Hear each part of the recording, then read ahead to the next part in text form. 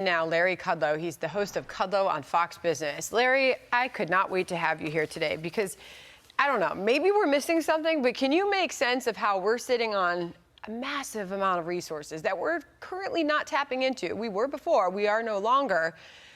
And as prices go higher and we approach the midterm elections, the solution isn't to pump more of our own oil, it's to turn to Venezuela? Right, a communist country basically run by the Cuban Secret Service. It's a pathetic story.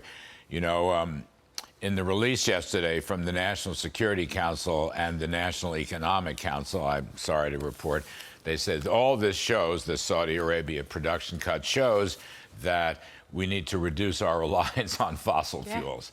I mean, it's a preposterous, silly statement. It has no credibility. Look, in 2 years, really less than 2 years, what the Bidens have done with their very extreme climate radicalism is they've taken the power of energy away from the United States and given it back to the Saudis and OPEC and Russia in under 2 years. And that's a very powerful power, I might add. So the consequences all flow from that. They're trying to make it up by wrecking the Strategic Petroleum Reserve, which is there for emergencies, natural disasters. Can I put that up on the screen while you're talking about it? This is the oil reserves, what you're talking about right now. And we show it from June to October this year. I mean, you're talking about a complete depletion of our emergency stockpiles. In fact, that line is so sharp at the end there, you can barely see just how far it goes down. It's a halving, and they're going to put another 10 million barrels. They're going to sell another 10 million barrels. And this also, look, this is reminiscent of the days in the 70s and the 80s and the 90s and even the 2000s of every OPEC meeting was surrounded with drama and world, you know, looking at this thing for financial markets and the economy and gasoline prices because they had the power. I mean, they actually had oil embargoes. That's why we had the Strategic Petroleum Reserve in the first place, to guard against that sort of thing. So the Saudis gave us the back of their hand, helped Russia. We are now turning to Venezuela and Iran. We're still trying to make a deal in Iran, which goes against all the interests of the Gulf states and Israel. Venezuela, of course, is a communist country. We're doing about a little less than 12 million barrels a day right now, Sandra.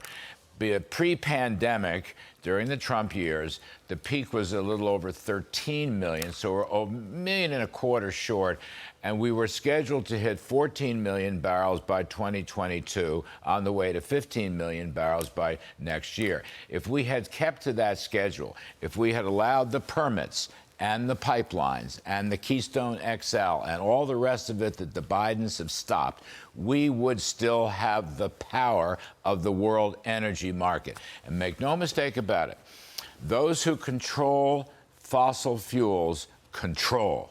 That's still what drives the world economy. Because as I was just discussing with David Carlucci, somehow the green energy folks try to make it out that it's one asset for the other, that we're trying to replace fossil fuels with green energy. Two completely different things, and the transition is not ready, Larry. Look, we don't.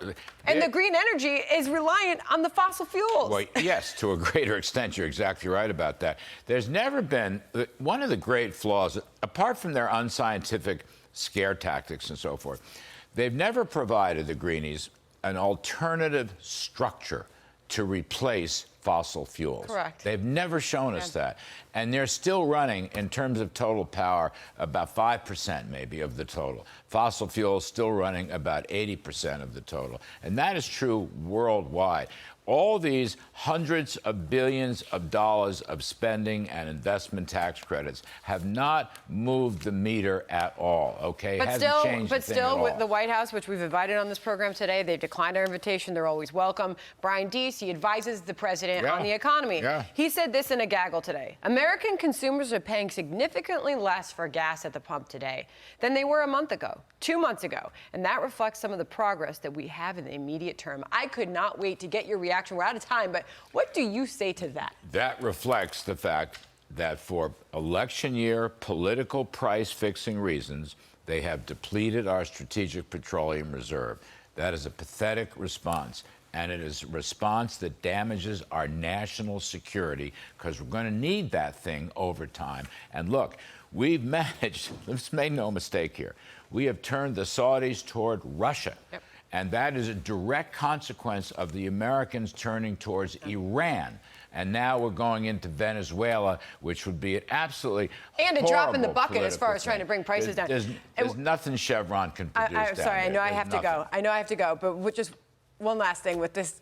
It's also an acknowledgement that the markets are functioning efficiently now. Brian Deese is taking credit for the drop in prices. And as Peter Doocy asked the White House the other day, okay, when prices go back up, is that an efficient market? Yeah, or is that a manipulative market like they've claimed on many occasions? The energy market works. It's just that we're not supplying enough energy. Right. Look, gasoline prices are starting to creep up again. Oil prices are starting to creep up again. We're still so far ahead of where we were in early 2021, and people know that. And this is going to be a big issue in the midterms as the cavalry comes. I can't wait to see you at 4 o'clock today on your show on FBN. Larry, thank you very much. My pleasure. Good to see you. Always. Okay.